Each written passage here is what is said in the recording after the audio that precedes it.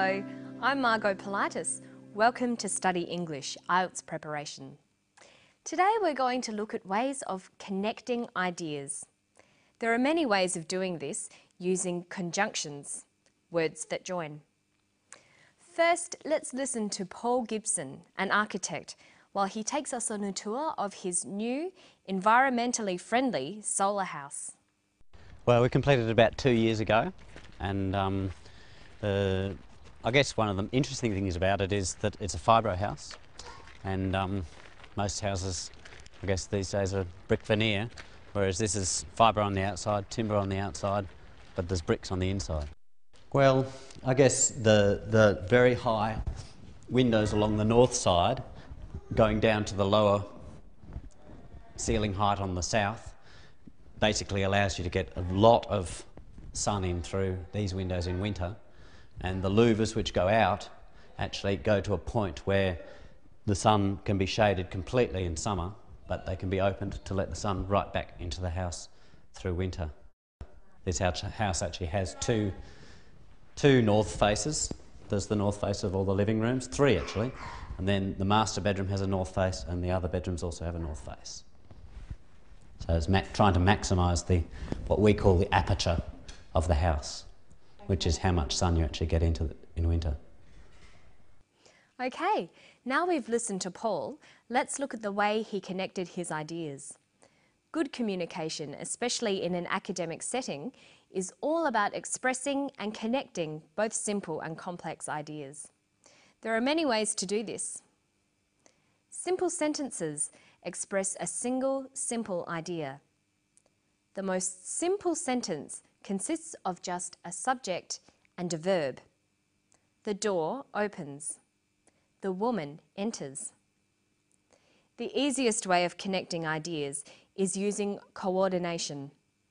That's taking 2 simple sentences and linking them with a conjunction or a joining word. The most common conjunctions are and but. Other common ones are yet, or, for, and so. We use the most simple conjunctions in place of a full stop. The door opens. The woman enters. The door opens and the woman enters. The door opens. The woman doesn't enter. The door opens, but the woman doesn't enter. Listen to an example here. Well, we completed it about 2 years ago, and I guess one of the interesting things about it is that it's a fibro house, and most houses, I guess these days, are brick veneer. It's a fibro house, and most houses are brick veneer. It is a fibro house. Most houses are brick veneer. These are 2 simple sentences. They can be linked together to form a longer sentence called a compound sentence. It is a fibro house and most houses are brick veneer. Compound sentences have 2 independent clauses, 2 clauses that can be separate sentences. Here's another one. Ceiling height on the south basically allows you to get a lot of sun in through these windows in winter, and the louvers which go out actually go to a point where the sun can be shaded completely in summer, but they can be opened to let the sun right back into the house through winter. He's talking about the louvers. He joins together 2 sentences. The louvers go to a point where the sun can be shaded completely in summer. They can be opened to let the sun back in through winter. He joins these sentences together using but. Notice we use a comma as well. The louvers go to a point where the sun can be shaded completely in summer, comma, but they can be opened to let the sun back in through winter. The conjunctions and but can also be used to join words and phrases in lists. We separate words with commas and then use a final and. The house is made of fibro. The house is made of fibro and timber. The house is made of fibro, timber and bricks. Listen to this example. Most houses, I guess these days, are brick veneer, whereas this is fibre on the outside, timber on the outside, but there's bricks on the inside. He forms one compound sentence from simple sentences. The house is fibro on the outside. It is timber on the outside. It is bricks on the inside.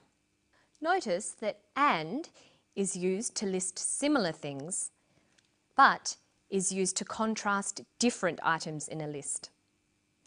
So we could also say, the house is fibro and timber on the outside, but bricks on the inside. Okay, so that's an introduction to coordination. Remember, coordination is linking independent clauses with conjunctions. This forms compound sentences.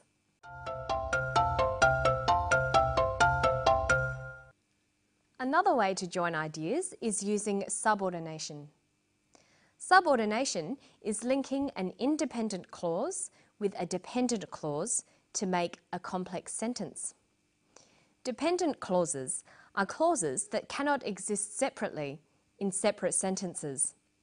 They need or depend on each other. We can form complex sentences in two ways.